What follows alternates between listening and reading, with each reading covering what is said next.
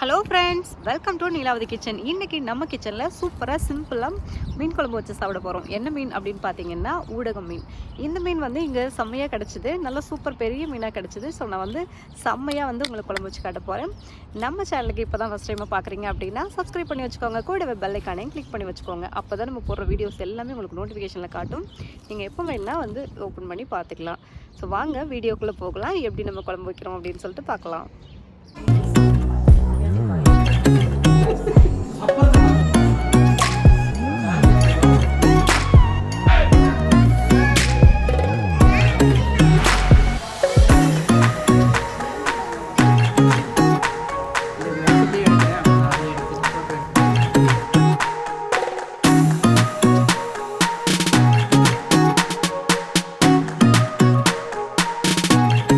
வைக்கிறதுக்கு நான் இன்றைக்கி வந்து ஊடகம் மீன் எடுத்துக்கிட்டேன். இந்த மீன் வந்து ரொம்ப டேஸ்ட்டாக இருக்கும் குழம்புக்கு. ஊர்லலாம் வந்து யூஸ்வலாக வந்து இந்த மீனெல்லாம் கிடைக்கும். யூஎஸில் இருந்தப்போ எங்களுக்கு இந்த மீன்லாம் கண்ணிலே காட்டில் 5 வருஷமாக இது மாதிரி ஃபிஷ்ஷெல்லாம் நாங்கள் சாப்பிட்டதே இல்லை. ஸோ இங்கே வந்து கனடாவில் வந்து எனக்கு ஃபிஷ்ஷு வந்து நிறைய கிடைக்கிது. ஸோ இந்த ஃபிஷ்ஷை பார்த்த உடனே நாங்கள் உடனே வாங்கிட்டு வந்துட்டோம். என் வீட்டுக்காருக்கெலாம் ரொம்ப பிடிக்கும் இந்த ஃபிஷ்ஷு. ஸோ அவங்கக்கிட்ட வந்து ஒரு 2 கிலோ எங்களுக்கு கொடுத்துருங்க அப்படின்னு சொன்னோம். இதில் வந்து ஒரு 10-12 மீன் இருந்துச்சு. ஆனால் மீன் வந்து நல்லா பெரிய மீன். ஸோ அவங்க வந்து ஓரளவு க்ளீன் பண்ணிவிட்டு கொடுத்தாங்க. எல்லாமே அந்த குடல் எல்லாமே எடுத்துட்டாங்க, கட் பண்ணியும் கொடுத்துட்டு சைடு எல்லாமே கட் பண்ணிலாம் கொடுத்துட்டாங்க. கொஞ்சம் செதில் இருந்துச்சு, அதை மட்டும் நான் எடுத்துகிட்டு க்ளீன் பண்ணி வச்சுக்கிட்டேன். இங்கே வந்து ஃபிஷ்ஷு வந்து கட் பண்ணி தரேன்னு சொன்னாங்க. ஸோ எனக்கு கட் பண்ணலாம் வேணாம், நீங்கள் ஜஸ்ட்டு க்ளீன் மட்டும் பண்ணி கொடுங்க அப்படின்னு சொல்லி நாங்கள் கடையில் வாங்கிட்டு வந்துட்டோம். ஸோ இதுக்கும் அவங்க சார்ஜ் பண்ணிப்பாங்க. ஸோ நம்ம ஊரில் இது ரொம்ப காஸ்ட்லி இந்த மீன். ஊர்லலாம் பார்த்திங்கன்னா சந்தையிலலாம் நம்ம வாங்கும்போது இந்த மீனை வந்து கொடுங்க அப்படின்னு சொல்லி 1-2 எடுத்து கொடுங்க அப்படின்னு சொன்னால் எடுத்து போடவே மாட்டாங்க. ஸோ அவ்வளோ காஸ்ட்லியாக இருக்கும். இந்த ஃபிஷ்ஷு பார்த்திங்கன்னா குழம்புக்கும் நல்லாயிருக்கும், ஃப்ரை பண்ணி சாப்பிட்றதுக்கும் நல்லாயிருக்கும். நீங்கள் ஃப்ரை பண்ணி சாப்பிட்ணுன்னா லைட்டாக கோடாக போட்டுட்டு ஃபுல் ஃபிஷ்ஷாகவே அப்படியே நீங்கள் ஃப்ரை பண்ணிக்கலாம். குழம்பு வச்சு சாப்பிடும்போது நீங்கள் 2 பீஸாக கட் பண்ணியும் போட்டுக்கலாம். எனக்கு வந்து கட் பண்ணணுன்னு அவசியம் இல்லை, நான் பெருசாகவே போட்டுக்கலாம் அப்படின்னு சொல்லிட்டு ஆளுக்கு ஒரு எல்லோரும் 2 பீஸாக எடுத்துக்கலாம் அப்படின்னு சொல்லிட்டு நான் கட் பண்ணல, நான் அப்படியே போட்டு குழம்பு வைக்கிறேன். உங்களுக்கு வேணால் நீங்கள் 2 பீஸாக போட்டு கூட நீங்கள் குழம்பு வச்சுக்கலாம். 2-3 தடவை நல்லா மீனை நல்லா கழுவிட்டு நம்ம எடுத்து வச்சுக்கலாம். அதுக்கப்புறம் பார்த்திங்கன்னா குழம்பு வைக்கிறதுக்கு வெங்காயம் தக்காளி கட் பண்ணிக்கலாம். நான் 3 தக்காளி வந்து கட் பண்ணி வச்சுருக்கேன், 2 வெங்காயம் கட் பண்ணி வச்சுருக்கேன், 15 பச்சை மிளகாய் எடுத்து வச்சுருக்கேன். எனக்கு பச்சை மிளகா குழம்புல போட்டு சாப்பிட்றதுக்கு ரொம்ப பிடிக்கும், அதனால் நிறைய எடுத்து வச்சுருக்கேன். அது கூட ஒரு 4-5 பூண்டு வந்து க்ரஷ் பண்ணி வச்சுருக்கேன். அதுக்கப்புறம் வாசத்துக்காக கருவேப்பிலையும் கொத்தமல்லியும் எடுத்து வச்சுருக்கேன். நீங்கள் பச்சை மிளகா வந்து அவ்வளோ சேர்க்கணுன்னு அவசியம் இல்லை, ஒரு 2-3 பச்சை மிளகா சேர்த்திங்கன்னா போதும். இப்போ பார்த்தீங்கன்னா புளி வந்து ஊற வச்சு வச்சுக்கணும். நீங்கள் வந்து யூஸ்வலாக நம்ம வீட்டுக்கு வைக்கிறது வந்து ஒரு லெமன் சைஸ் அளவு தான் புளி வந்து எடுத்துக்கணும். ஸோ அதுக்கு மேலே நீங்கள் போட வேண்டியது. நான் ஆல்ரெடி வந்து 3 தக்காளி போட்டிருக்கேன் இல்லையா, அதனால் நான் அந்த சைஸ் புளி தான் எடுத்துக்கிட்டேன். புளி எடுத்துகிட்டு ஒரு 10 நிமிஷத்துக்கு முன்னாடியே நம்ம ஊற வச்சு வச்சுக்கணும்.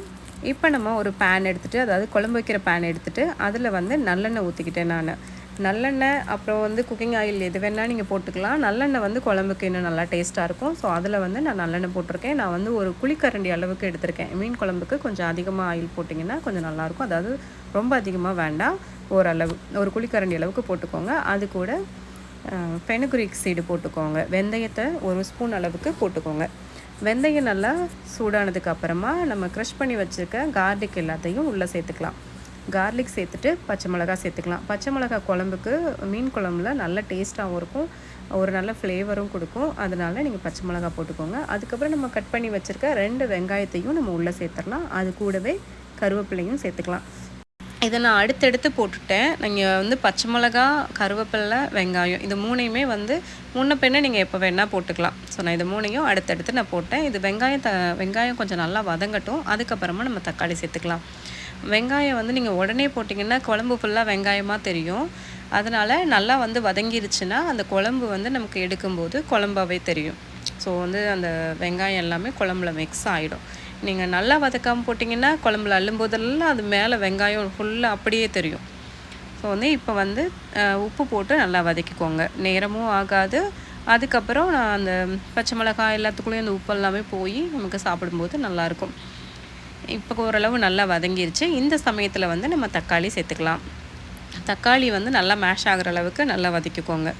நான் 3 தக்காளியில் வந்து 2.5 தக்காளி சின்னதாக கட் பண்ணி வச்சுட்டு ஒரு 1/2 தக்காளி வந்து பெரிய சைஸாக போட்டிருக்கேன். ஸோ குழம்புல அங்கங்கே தெரிகிற மாதிரி நான் போட்டிருக்கேன்.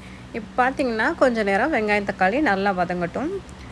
சுட சுட சாதம் வச்சு இந்த மீன் குழம்பு அது மேலே போட்டு சாப்பிட்டோன்னா அந்த செம்ம டேஸ்ட்டாக இருக்கும். அது வந்து நமக்கு வந்து சோறு எல்லாமே வந்து வாங்கிக்கிட்டே இருக்கும். அதிகமாக சாப்பிட்ற மாதிரி நம்மளுக்கு கேட்டுக்கிட்டே இருக்கும். ஸோ அப்படி தான் என் பசங்கள்லாம் சாப்பிடுவாங்க. எப்போல்லாம் நான் மீன் குழம்பு வைக்கிறேனோ அப்போல்லாம் வந்து பயங்கரமாக சாப்பிடுவாங்க. ஸோ வந்து அவங்களுக்கு ரொம்ப பிடிச்ச குழம்புல இது ஒன்று. இப்போ பார்த்தீங்கன்னா தக்காளி வந்து நல்லா வதங்கிருச்சு. இந்த அளவுக்கு மேஷ் ஆகிற அளவுக்கு நம்ம வந்து வதக்கிக்கணும். தக்காளி இந்த அளவுக்கு வதங்கினதுக்கப்புறமா நம்ம மசாலா சேர்த்து வதக்கிக்கலாம். இல்லைன்னா புளி கரைச்சி டேரெக்டாக இதில் ஊற்றிக்கலாம். நான் முன்னாடி ஒரு மீன் குழம்பு போடும்போது நான் மசாலா சேர்த்து வதக்கியிருந்திருப்பேன். ஸோ இப்போ வந்து நான் மசாலா எதுவும் சேர்க்கல. ஃபஸ்ட்டு வந்து புளி கரைச்சி ஊற்றிட்டு அதுக்கப்புறமா நம்ம வந்து மசாலா சேர்த்துக்கலாம். இப்போ நம்ம ஆல்ரெடி ஊற வச்ச புளியெல்லாம் வந்து நல்லா வடிகட்டிட்டு கையில் வடிகட்டினாலும் சரி, இல்லை நீங்கள் ஃபில்ட்ரு வச்சு வடிகட்டினாலும் சரி, அந்த சக்கையெல்லாம் எடுத்துகிட்டு இதில் இந்த குழம்புல ஊற்றிடுங்க.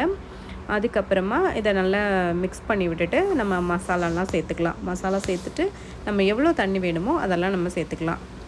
நான் வந்து 1 ஸ்பூன் வந்து மிளகாத்தூள் சேர்த்துருக்கேன். ஆல்ரெடி நான் கொஞ்சம் பச்சை மிளகாலாம் சேர்த்துருக்கேன். லைட்டாக மட்டும் தான் கீரி போட்டிருக்கேன்.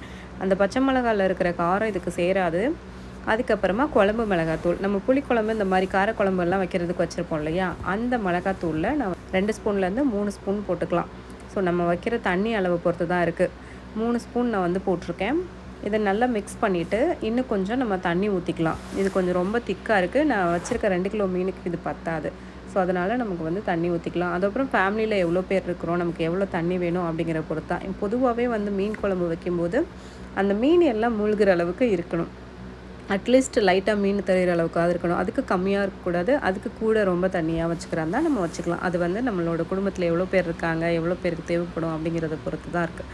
ஸோ இப்போ நம்ம தண்ணியெல்லாம் ஊற்றியாச்சு.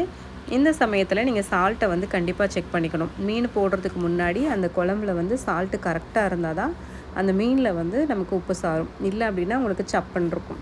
கொரியாண்டர் வந்து போட்டுக்கலாம். அது ஆப்ஷனல் தான்.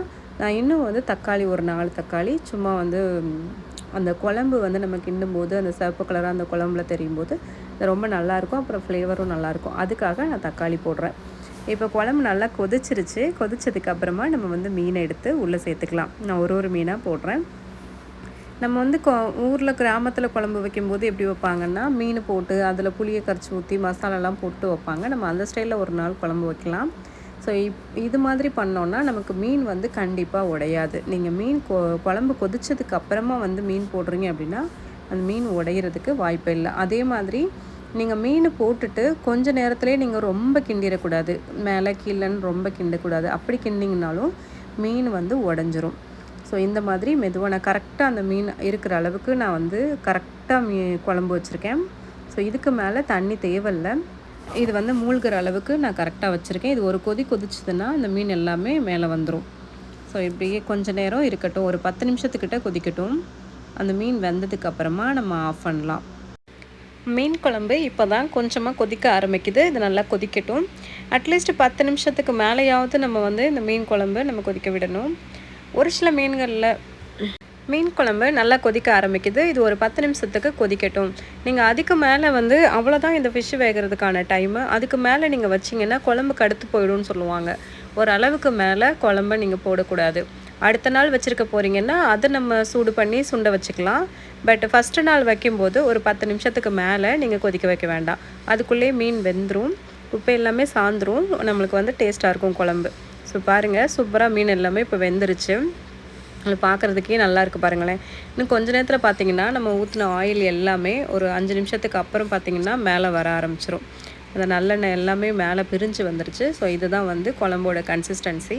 சூப்பராக ரெடியாக இருக்குது பாருங்கள். இந்த குழம்பை நீங்கள் சுட சுட சாதம் வச்சு நீங்கள் சாப்பாடு போட்டு சாப்பிட்டிங்கன்னா சாப்பிட்றதுக்கு அவ்வளோ டேஸ்ட்டாக இருக்கும். செம்மையாக நமக்கு வந்து மீன் குழம்பு ரெடி பண்ணிட்டோம். இதே மாதிரி நீங்களும் வந்து ஊடக மீன் குழம்பு வச்சு சாப்பிட்டு பார்த்துட்டு எனக்கு கண்டிப்பாக கமெண்டில் சொல்லுங்கள். அவ்வளோதான், நம்ம செம்மையாக சூப்பராக மீன் குழம்பு ரெடி பண்ணிட்டோம். அதாவது ஊடக மீன் குழம்பு ரெடி பண்ணியாச்சு. சாதம்லாம் சுட சுட வடித்து செம்மையாக ரெடியாக இருக்குது. நாங்கள் போய் எல்லோரும் சாப்பிட போகிறோம். ஸோ நீங்களும் இதே மாதிரி செஞ்சு பார்த்துட்டு எனக்கு கமெண்ட் பண்ணுங்கள். இந்த வீடியோ உங்களுக்கு பிடிச்சிருந்தா லைக் பண்ணுங்கள், ஷேர் பண்ணுங்கள், கமெண்ட் பண்ணுங்கள். கண்டிப்பாக சப்ஸ்கிரைப் பண்ண மறக்காதீங்க. கூடவே பெல் ஐகானையும் கிளிக் பண்ணுங்கள். இதே மாதிரி இன்னொரு சூப்பரான வீடியோவில் பார்க்கலாம். தேங்க்ஸ் ஃபார் வாட்சிங்.